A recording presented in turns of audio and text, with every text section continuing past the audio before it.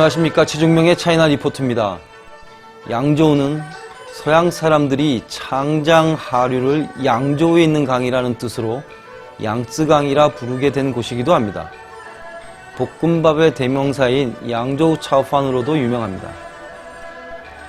난징에서 1시간 반 거리에 있는 양조우를 찾아갔습니다.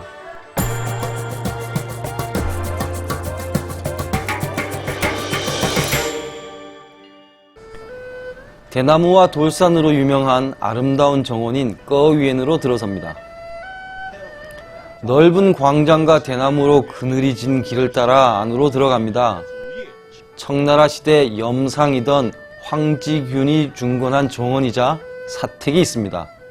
이 정원의 이름은 주겹의 모양을 딴 것이며 주인의 이름 중 균 역시 대나무 껍질이란 뜻입니다. 중국 옛말에 고기를 먹지 못할지언정 대나무 없는 집에서 살 수 없다고 했고, 고기를 먹지 못하면 수척해지지만 대나무가 없으면 저속해진다고 했습니다. 그러니 꺼위에는 운치와 격조가 있는 곳이라는 이야기입니다. 현판 글씨가 깔끔한 도서관인 총슈로우 2층 창문을 온통 나무 넝쿨이 감싸고 있습니다. 넝쿨이 창틀 사이를 헤집고 다니는 아담하면서 예쁜 건물입니다. 돌 벽돌로 쌓은 높은 담벼락을 따라 들어갑니다. 양쪽으로 열린 문을 따라 들어서면 두루 주거 공간입니다. 처마 밑에 걸린 와당에 녹자와 꽃사슴 문양이 새겨져 있습니다. 특히 녹자는 관리가 돼 돈을 벌 희망을 표현한 것이라고 합니다. 손님을 접대하기도 하고 집안 대소사를 논의하는 방인 칭메이탕을 지나 집안의 아이들이 공부하던 한슈에탕에 이릅니다. 이곳 와당에는 박쥐가 그려져 있는데 이에는 아이들을 위해 복을 기원하는 뜻이 담겨 있습니다. 다시 높은 담벼락을 사이에 두고 좁은 골목길이 보입니다. 이렇게 가옥을 사이에 두고 공간을 나눈 것을 화재가 번지는 것을 막기 위한 허시앙이라고 합니다. 골목에는 운물이 있고 그 앞 담은 벽돌을 반원형으로 쌓았습니다. 오랫동안 물을 깃게 되면 집안이 내려갈 위험이 있는데 아치형 반원으로 쌓으면 힘을 분산해 안전하다고 합니다.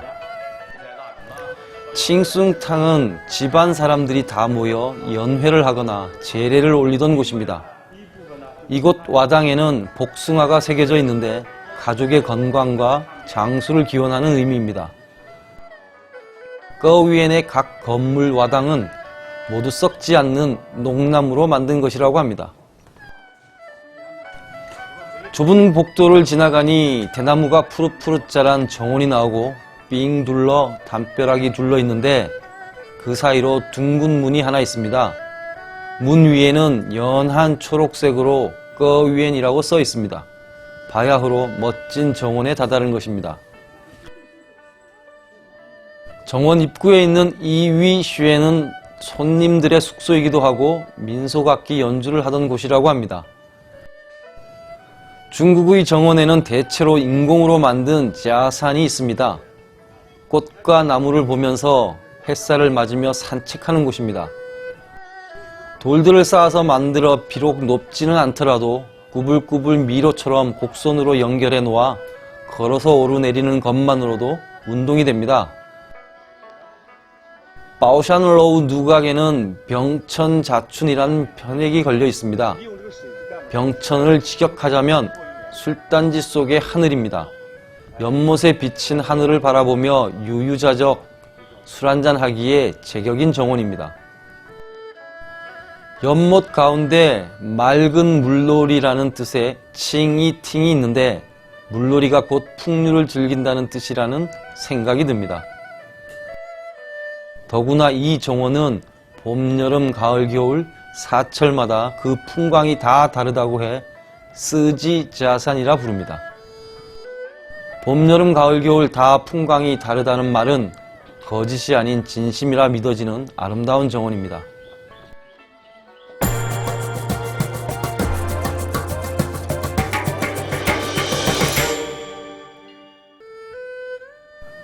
양저우 셔우시후를 찾았습니다. 약간 덥지만 쾌청한 날씨라 그런지 호수공원으로 들어서니 기분이 상쾌합니다. 이 호수는 수당 시대부터 커다란 정원이었는데 청나라 초기 강희, 걸륭 두 황제가 순행 당시 이곳을 다녀간 것으로 유명합니다. 5개의 정자가 동그랗게 모여있는 다리인 우팅차오로 올라갑니다. 천정에는 학 2마리가 서로 엉켜있는 모습이 그려져 있고 하늘을 배경으로 누각 처마마다 풍경이 매달려 있습니다. 5개의 정자가 서로 엉켜붙어 이루어진 이 다리는 걸륭제가 방문했을 때 이 지방의 소금 운송업자가 지었다고 합니다. 이 다리를 중심으로 니은자와 기역자가 서로 연결된 형태로 길게 뻗은 호수가 있습니다. 그 4.3km에 이르는 호수 한가운데에 다리가 있다고 해서 호수의 허리띠라고 합니다. 다리를 건너 산책로를 따라 북쪽으로 거슬러 올라갑니다. 호수 건너에서 본 우팅차오는 멀리서 볼수록 그 멋이 더욱 빛나 보입니다. 멀리 얼스스차오가 수면 위에 떠오르는 듯 보입니다. 이 다리는 다리 길이가 24m, 너비는 2.4m, 난간 무게는 24근, 위아래로 24개의 계단이 있다고 해서 붙여진 이름입니다. 아치형으로 난간은 모두 백옥처럼 하얗습니다. 지그재그로 난 호수 위 산책로를 따라 걸어갑니다. 입장료를 내고 일단 들어오면 무료로 탈 수 있는 배를 탔습니다. 예부터 셔우시후를 날씬한 미인의 대명사인 조비연에 비유한다고 들었는데 정말 날렵한 손놀림으로 노를 젓고 있습니다. 배가 걸륭제에 축수를 올렸다는 시춘타이를 지나갑니다. 시춘이라는 말은 노자가 한 말로서 사람들이 발 디딜 틈도 없이 많이 모인다는 뜻이라고 합니다. 아가씨는 열심히 노를 젓더니 손님들에게도 저어보라고 합니다. 우팅차오를 배경으로 사진을 찍기도 합니다. 우팅차오 밑의 아치형 문으로 배가 지나갑니다. 노를 젓던 아가씨가 갑자기 노래를 부릅니다. 이 처녀 뱃사공이 부르는 지역 민가는 지역 방언을 섞어서 도저히 무슨 뜻인지는 모르겠지만 흥겨우면서도 재미있는 멜로디입니다. 호수 안의 작은 섬에 향긋한 기운이 솟아나는 듯 귀엽게 생긴 랴오위타이가 반듯하게 서 있습니다. 개나리꽃 색깔로 칠을 한 벽면이 둥글게 뚫려 있는 정자입니다. 연인 한 쌍이 사진을 찍고 있는 모습이 정겨워 보입니다. 다시 뱃사공 아가씨가 노 젓는 박자에 맞춰 노래 한 곡을 더 부릅니다.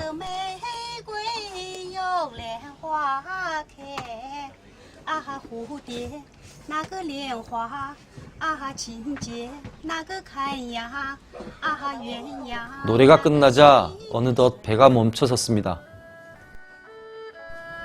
배에서 내리니 당나라 시대에 심어졌다는 은행나무가 서 있습니다. 그런데 이 고목이 봄이 되면 다시 생생하게 살아난다는 고목봉춘의 전설처럼 푸른 줄기를 뻗고 있다고 합니다. 호수를 따라 멀리 우팅차오로 향해 가는 배는 볼수록 멋진 셔우시후 최고의 앙상블입니다. 5개 정자가 똑바로 서서 만든 웅장한 다리로 배는 느리게 떠가지만 이 멋진 인상은 아련하게 오래 남을 듯합니다.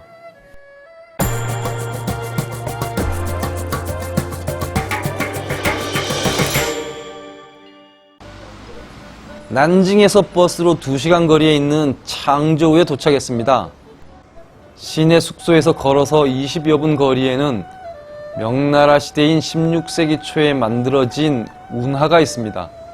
운하를 따라 형성된 조그마한 골목길 비지샹을 찾았습니다. 운하 옆으로 고층 아파트가 솟아있고 그 앞에 조그만 황화팅 정자가 보입니다. 정자 이름에 황제가 들어간 것이 심상치 않습니다. 청나라 걸륭제가 이곳 창조에 왔을 때 이곳에서 내려 성으로 들어갔다고 합니다. 그리고 역참 이름으로 피링 이 비석이 세워져 있습니다. 언덕에 인접해 있다는 뜻의 피링은 한나라 시대부터 창조의 이름이었습니다. 운하 위로 고가도로가 연결돼 있고 증기선이 다닌다는 룬추안 표시판이 붙어 있습니다. 시내를 가로지르며 폭이 30m는 돼 보이는 운하를 따라 짐을 싣고 긴 화물선들이 오르내리고 있습니다.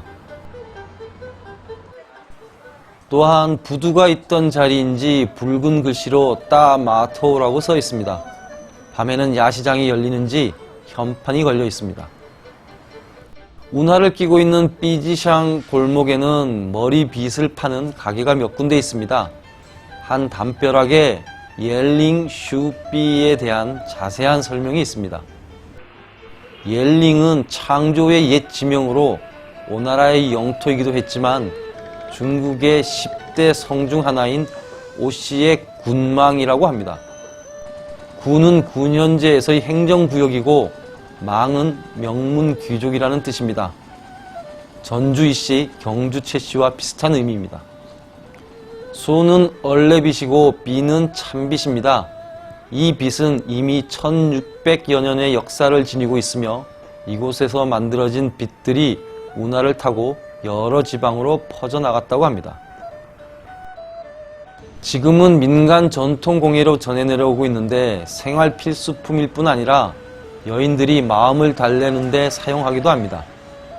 얼레빗에는 우각과 양각이나 대추나무, 배나무 등도 있지만 주로 황양목을 재료로 쓰고 참빗은 대나무 죽순으로 만든다고 합니다. 중국 4대 미인의 자태 그대로 왕소군과 서시, 초선과 양옥환을 그려놓고 그 허리춤에 머리빗을 만들 생각을 하다니 재미있는 발상입니다. 예전에는 번성했겠지만 지금은 그저 평범한 골목길입니다.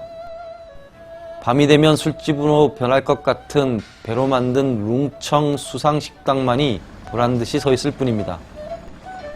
다니는 사람도 많지 않고 그저 이방인이나 옛 향수를 더듬으려고 오는 이들의 발길이 오가는 정도입니다. 운하를 따라 성벽이 이어져 있는데 중간에 씨잉먼도 보입니다. 이 성벽은 명나라 시대에 만들어진 것이라고 하니 600년이 훨씬 지난 것입니다. 물론 나중에 계속 성벽의 돌들을 새로 쌓아서 보완했겠지만 그 모습은 아주 튼튼해 보입니다. 거리를 걸어 숙소로 돌아왔습니다. 그러다가 불현듯 중국 미인들이 그려진 참빗을 사올 걸 하는 후회가 들었습니다. 나중에 다시 창조에 가게 되면 꼭 예쁜 빗을 사야겠습니다.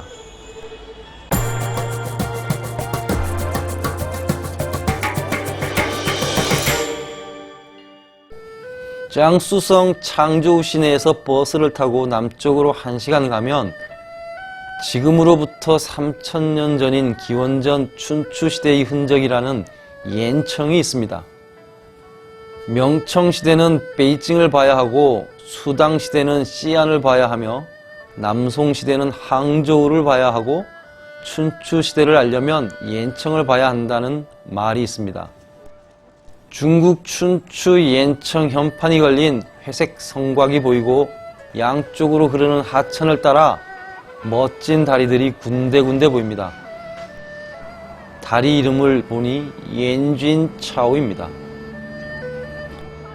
엄군은 산동 취프의 엄나라의 군주였는데 주나라에 쫓겨 남쪽으로 이주합니다. 오나라와 월나라가 쟁패를 겨루던 시절이라 이곳에 온 후 침략에 대비해 난공불락의 수성을 쌓았으며 연못을 만들어 수호신인 백옥귀를 키웠다고 합니다. 아리따운 공주가 있었는데 서예와 무용도 잘하고 용모도 예뻤다고 합니다. 어느 날 공주는 성 밖에 쓰러져 있는 남자를 발견하는데 그는 은밀히 잠입을 시도한 이웃 국가의 왕자였습니다. 엄군은 미사 여구가 뛰어난 그를 신임해 공주와 결혼을 시키려고 합니다. 엄군이 외출하자 왕자는 공주의 명의를 도용해 백옥귀를 훔칩니다. 엄군은 백옥귀가 사라진 것을 알고 흥분해 공주를 죽이게 됩니다. 왕자는 백옥귀를 오나라 왕에게 보내고 군대를 빌어 화공으로 옌청을 점령합니다. 그리고 엄군을 죽이고 엄족을 멸망시킵니다. 이렇게 큰 대자와 거북귀에 물수가 더해진 한자를 쓰는 엄족은 비참하게 역사에서 사라지게 됐다고 합니다. 성 안으로 들어서면 길 옆으로 문화거리가 조성되어 있습니다. 두 마리 사자가 비단 방울을 가지고 노는 석조 원판과 명나라 시대의 수호신 석상이 보입니다. 진품이어서 많이 낡았지만 긴 칼을 앞에 차고 서 있는 모습이 늠름합니다. 돌로 만들어진 예사롭지 않은 폐방이 있습니다. 맨 앞에 있는 충이방은 청나라 걸륭제 때 만들어진 것으로 현란한 조각상들입니다. 아래로는 강과 산을 위하고 위로는 해와 별을 위한다는 말에서 따온 하악일성이라는 글도 새겨져 있습니다.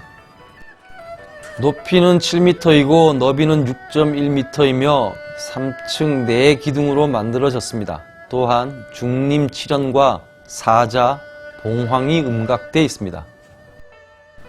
바로 뒤에는 비슷한 모양과 크기의 절효방이 있습니다.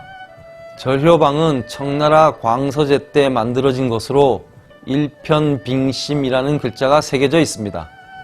당나라 시대 시인인 왕창영의 칠원절구 중에 나오는 일편빙심 제옥병에서 따온 말로 옥으로 만든 술병에 담긴 변하지 않는 순결하고 청렴한 마음이라는 뜻입니다. 맨 뒤에 있는 공덕방은 청나라 한풍제 때 만들어진 것으로 황제의 은덕을 찬양한다는 뜻의 용덕포가가 새겨져 있습니다.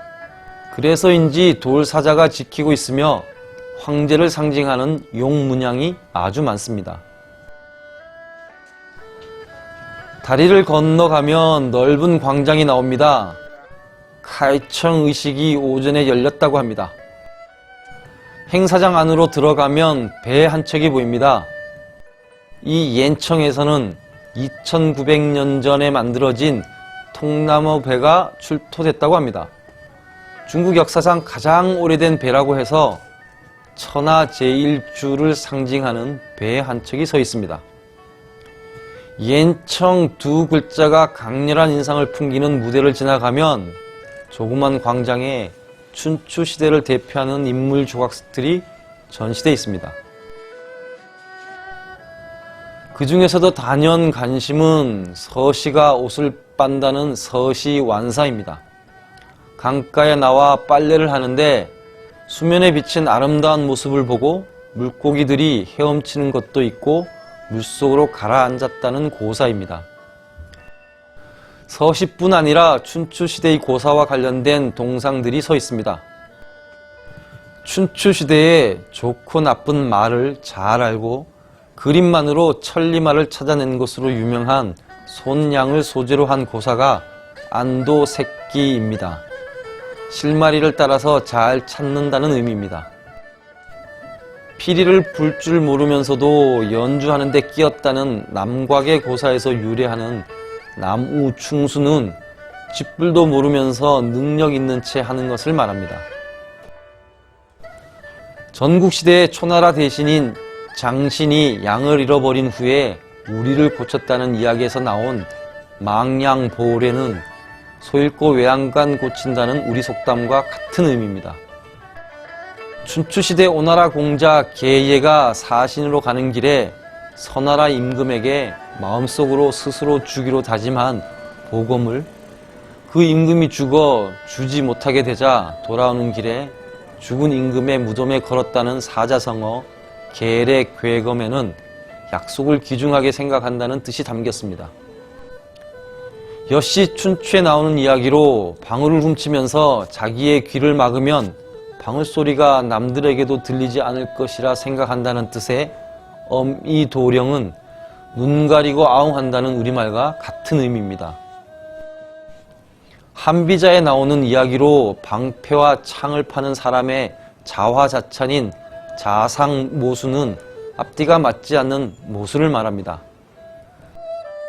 사기 연파인상열전에 나오는 이야기로 연파가 자신의 옹졸함을 뉘우치며 형장을 짊어지고 인상의 집을 찾아와 죄를 청했다는 부형청죄는 잘못을 인정하고 정중하게 사과한다는 뜻입니다.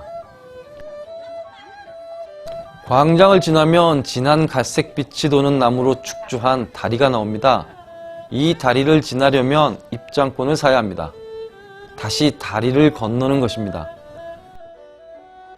외청을 둘러싼 하천을 지나 다시 숲을 사이로 난 오솔길을 따라가니 내청을 둘러싼 하천이 나옵니다.